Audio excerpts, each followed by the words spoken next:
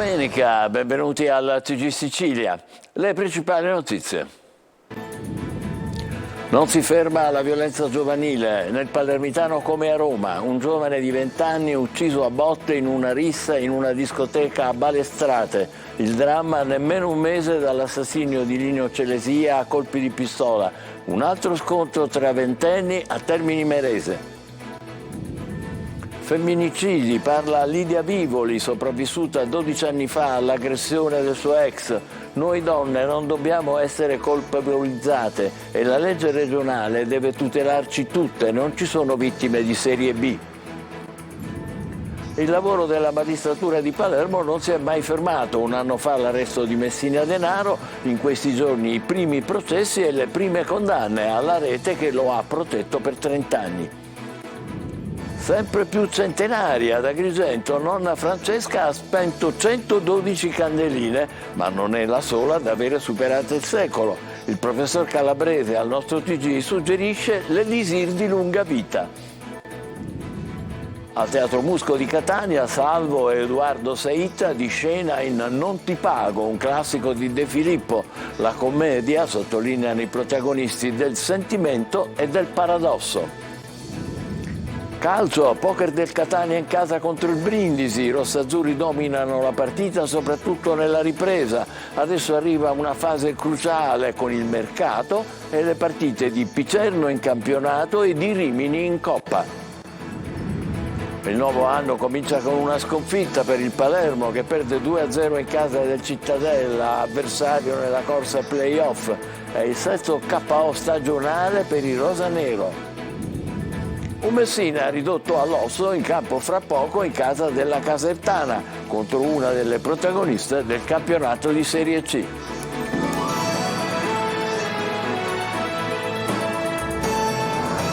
Bentrovati, ancora una delle vittime di mala movida nel Palermitano, un giovane di 20 anni ucciso al culmine di una rissa scoppiata in una discoteca a Balestrate e proseguita fuori dal locale. Un dramma simile all'uccisione di Lino Celesia nel dicembre scorso. Marco Galli.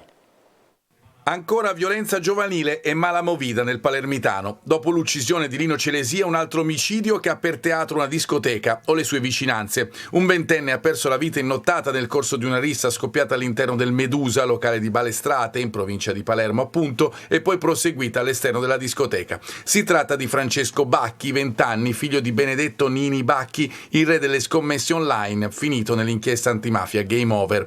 Pare, come scrivono dei testimoni sui social, che la vittima sia intervenuta per dividere due persone che stavano litigando. La procura di Palermo ha delegato le indagini ai carabinieri della compagnia di Partinico che stanno interrogando i testimoni per identificare i responsabili. Saranno visionate le immagini delle videocamere di sorveglianza del locale. Secondo testimoni pare che l'aggressione verso il ragazzo sia partita da 6 persone per motivi ancora al vaglio degli inquirenti. A provocare il decesso sembra sia stata una caduta a terra che avrebbe fatto sbattere la testa al ventenne, ma non è escluso che la vittima sia stata assassinata a botte. Subito scattati i soccorsi e la corsa in ospedale, ma per il giovane non c'è stato nulla da fare. È morto poco dopo al civico di Partinico. Come detto, il dramma è simile a quello del 21 dicembre scorso, quando davanti ad una discoteca, al culmine di una rissa, fu ucciso con colpi di pistola l'ex giocatore di calcio Lino Celesia. Dell'omicidio si è autoaccusato un ragazzo di 17 anni che si trova attualmente in carcere dopo essere stato fermato insieme al fratello maggiorenne. Un'altra rissa tra giovani è scoppiata al Belvedere di Termini Imerese, luogo della movida frequentato da tantissimi giovani. Nella notte tra venerdì e sabato si sono picchiati 2 ventenni, altri coetanei sono intervenuti per riportare la calma e quando sembrava che tutto fosse tornato alla normalità, uno dei due è rientrato con una pistola a salve. Panico, fuggi, poi il ragazzo è andato via su uno scooter facendo perdere le sue tracce. Violenza sulle donne. Alla TG Sicilia torna a parlare Lidia Vivoli, la donna palermitana sopravvissuta 12 anni fa a un tentato femminicidio. Sul suo corpo ha i segni dei colpi inferti dall'ex con un paio di forbici, ma anche cicatrici più profonde. E sulla legge regionale, che assume solo chi è rimasta sfregiata, dice: tutte le vittime di violenza sono uguali. Emanuela Corsi. Come non viene colpevolizzato il gioielliere che espone la merce e viene derubato, perché non è una colpa mettere la merce in vetrina se il ladro entra e ti fa una rapina. Ho capito che anche noi non dobbiamo colpevolizzarci, perché non è colpa nostra se veniamo massacrate. Sono passati quasi 12 anni dalla brutale aggressione da parte del suo ex compagno che l'ha sequestrata e ridotta in fin di vita. Lidia Vivoli è una sopravvissuta, una che è riuscita a scampare la morte. Sul suo corpo ci sono ancora i segni di quei colpi di forbice, ma anche cicatrici più profonde. A parte le cicatrici e i punti, però le ossa rotte sono rimaste rotte, lo stesso post-traumatico è rimasto, anzi è peggiorato, la lesione ai tendini, i problemi alle gambe, alle rotule, sì, tanti problemi fisici, psicologici, di un forte stress. Vittima per 2 volte, dopo la scarcerazione dell'uomo avvenuta soltanto 5 mesi dopo il tentato femminicidio. Nel 2012 non era previsto che la vittima venisse avvisata, quindi lui, essendo a casa e domiciliari, non solo evadeva e da Terrasini veniva a Bagheria per venirmi a minacciare, ma mi contattava su tutti i mezzi social, email, messenger possibili, perché li aveva tutti a disposizione. In questi anni Lidia non ha avuto l'aiuto di nessuno. Sono docente di storia dell'arte, assistente alla comunicazione, sono anche commissario di bordo, sono assistente di volo, non mi hanno avuto neanche per fare la commessa a Palermo. Io vivo a Bagheria e non ho trovato assolutamente nulla, perché comunque c'è chi dice che sono troppo titolata, c'è chi dice che sono una che potrebbe dare problemi perché ho la denuncia facile, quindi sono anche colpevolizzata perché ho fatto ciò che lo Stato mi dice. E a proposito della legge regionale che assume che è rimasta sfregiata, dice che servono dei correttivi. Io che ho avuto tentato omicidio, sequestro, stress post-traumatico, fibromialgia, tante malattie che sono venute in seguito a questa aggressione, non ho neanche avuto pagate le visite mediche, adesso mi sento dire che, se visto che non ho una cicatrice solo sul sopracciglio e sullo zigomo, ma visto che non sono bruciata in faccia o dilaniata, non mi spetta nulla ancora, e a loro però spetta, ai nostri carnefici quanto spetta? Loro fanno parte delle categorie protette e noi? Arresti e prime condanne per i fiancheggiatori del boss Matteo Messina Denaro, ma gli investigatori continuano a lavorare sulla rete che ne ha protetto la lunghissima latitanza. Luca Ciliberti.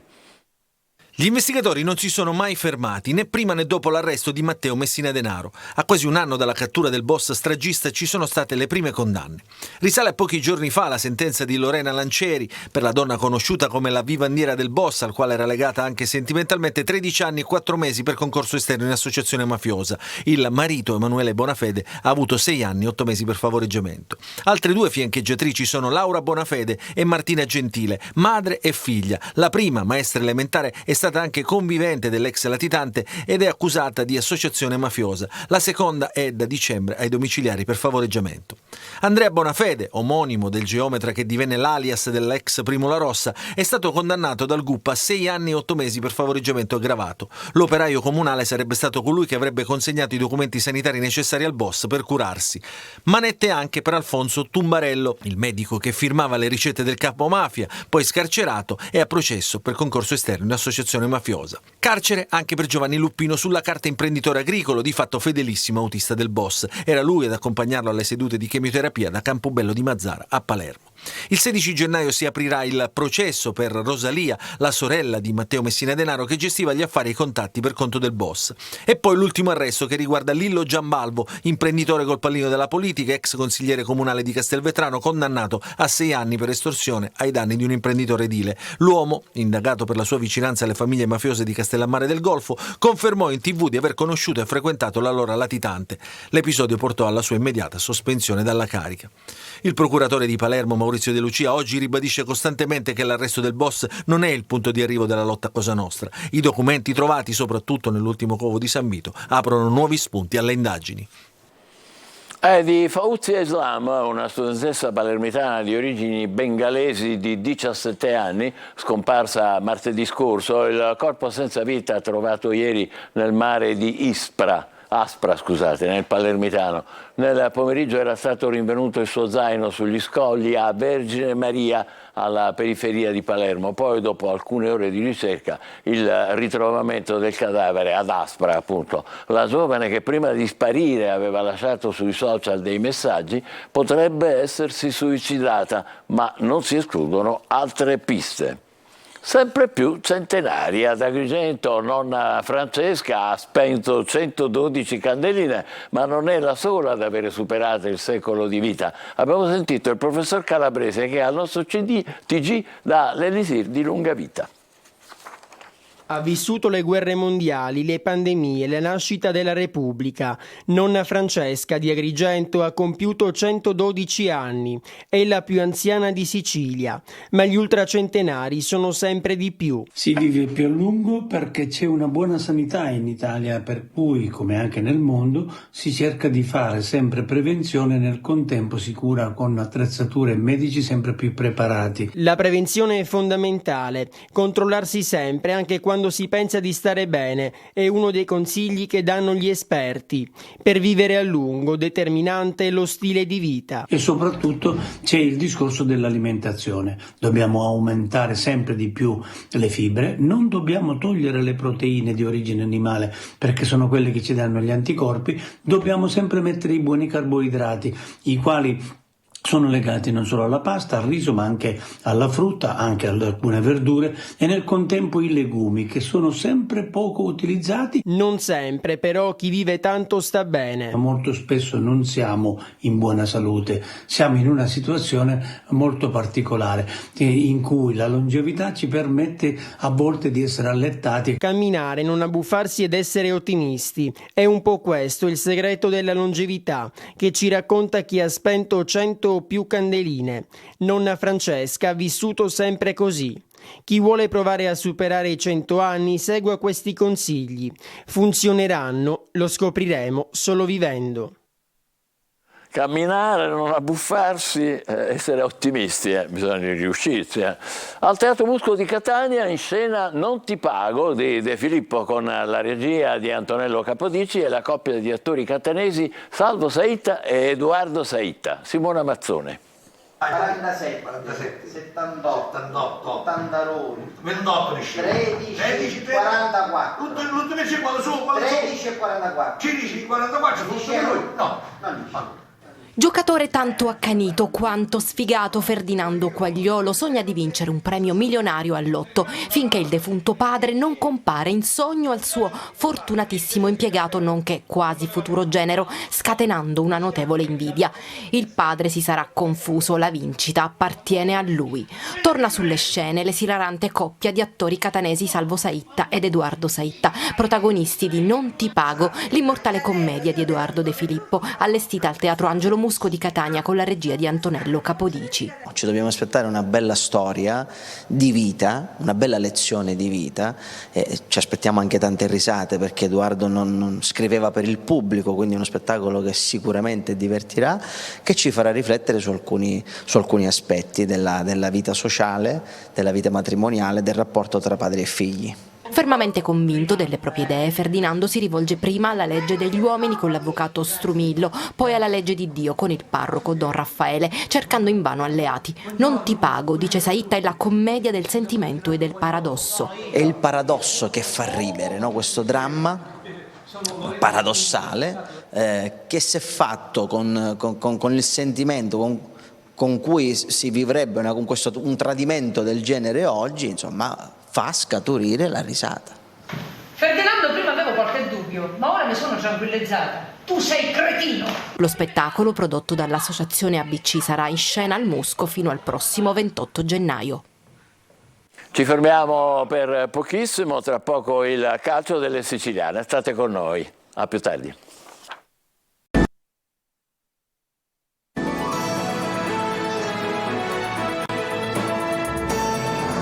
Eccoci di nuovo insieme con il calcio. Il Catania regala gol e anche bel gioco contro il Brindisi. Il 4-0 firmato da 4 giocatori diversi fa ritrovare l'entusiasmo. Adesso arrivano sfide decisive e il mercato è sempre in fermento. Marco Carli. alla ricerca dell'entusiasmo. Sembra questa la ricetta giusta per lanciare il Catania nella fase decisiva della stagione. Il 4-0 contro il Brindisi va commisurato alla qualità dell'avversario, ma va anche detto che alcune partite precedenti con squadre che come i pugliesi venivano a chiudersi al Massimino sono andate male. E allora fanno bene i tifosi ad applaudire il primo gol di Di Carmine, ma soprattutto la sua partita, perché superati i problemi fisici il bomber fa la differenza. Fa bene il pubblico a gioire nel vedere qualche trama di qualità o nell'assistere alla parabola beffarda di Zammarini ruba palloni, capace di dare costanti strappi alla partita e ancora decisivo. Entusiasmo, quello che hanno portato i nuovi, quello che chiede Lucarelli. Dobbiamo giocare col sorriso sulla faccia quando abbiamo la palla e col sangue agli occhi quando non ce l'abbiamo, perché secondo me un atleta triste ha già perso in partenza. L'esultanza di Costantino, che dopo il rigore del 3-0 corre felice e anche pieno di grinta verso la Nord, cascando pure, è quella in cui i tifosi si riconoscono. La voglia, insomma, di incidere, di mettere da parte le paure o le timidezze sportive, come le chiama Chiarella. Lucarelli gli ha chiesto di essere decisivo e ieri ha messo il primo mattone con la rete del 4-0. Adesso arrivano 10 giorni importanti con le prossime sfide di Picerno e Rimini in Coppa e con un mercato apertissimo. La lista della spesa la fa Lucarelli. Dietro in questo momento siamo un po' contati. Anche perché Silvestri non promette bene la cosa e quindi potremmo fare degli innesti in difesa, a centrocampo e poi qualcosa davanti vediamo. Il Palermo inizia malissimo il 2024, sconfitta esterna contro il Cittadella e passi indietro nel gioco e nella prestazione. Marco Gullà. Ancora una volta il Palermo torna dalla pausa con la testa ancora ai festeggiamenti e viene punito da un Cittadella giunto alla quinta vittoria consecutiva al tombolato. 2-0 Palermo senza anima, ingenuo, distratto e sempre in ritardo, come in occasione dai 2 gol segnati dal Cittadella. La squadra ha iniziato bene, ha avuto anche l'opportunità per andare in vantaggio. Abbiamo preso un gol su un fallo laterale nostro, ma abbiamo rischiato oggettivamente poco. Di conseguenza il primo tempo secondo me non era giusto il vantaggio del Cittadella. Il secondo tempo abbiamo iniziato con una grande occasione per poter pareggiare.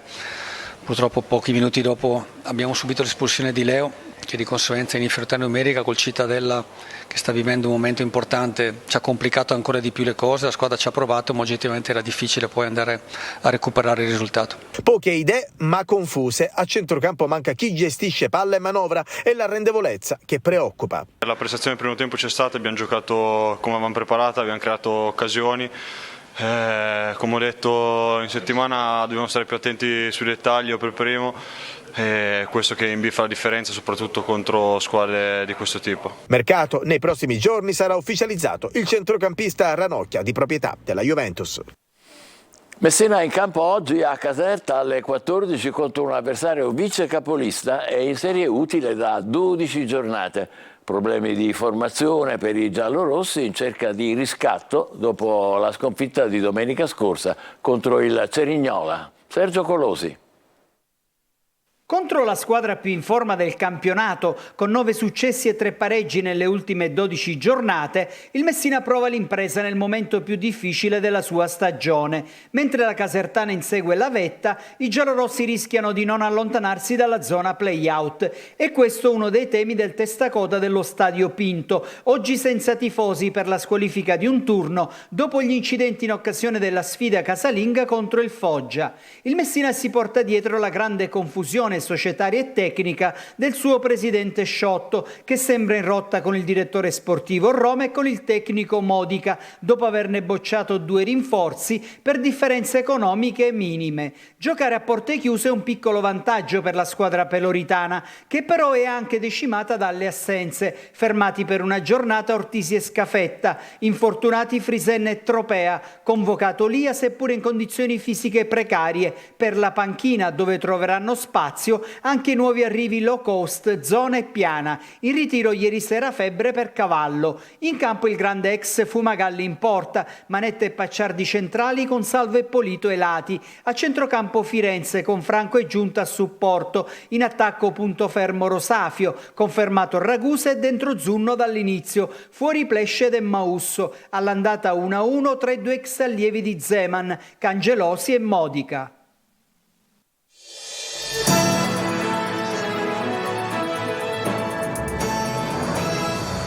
Come alle porte di Roma, anche nella nostra regione, ancora un giovane assassinato in una discoteca, anche stavolta, o fuori dalla discoteca, insomma, lì davanti, al culmine di una rissa furibonda anche stavolta. È capitato a Balestrate, nella provincia metropolitana di Palermo. È la seconda vittima in meno di un mese dopo Rosolino Celesia, il 21enne colpito a morte a colpi di pistola il 21 dicembre in pieno centro in città, in circostanze che appaiono simili, avete sentito poco fa. Un episodio analogo è successo a Termini Imerese, avete sentito, no? Baby gang che cercano le risse, scontro che puntualmente si verifica e a fine anno anche con armi da fuoco.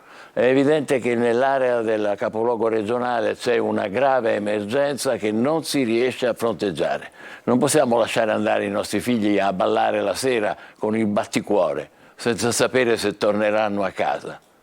Sottovalutazione della gravità della situazione, inadeguatezza delle misure di prevenzione e di repressione. Forse c'è tutto questo nell'emergenza Palermo. Le frasi di circostanza non bastano, occorre che l'amministrazione della città metropolitana metta al più presto in atto un più efficace piano di tutela e di sicurezza pubblica d'intesa con le forze di polizia. Inutile girarci intorno. Finora presidi e posti di controllo mobili e fissi, quelli che ci sono stati, non hanno ottenuto risultati. La deterrenza non c'è. Si deve reagire subito. L'area di Palermo non può continuare a essere terra di nessuno. Ci fermiamo qui, l'appuntamento è per le 20. Grazie, ancora buona domenica.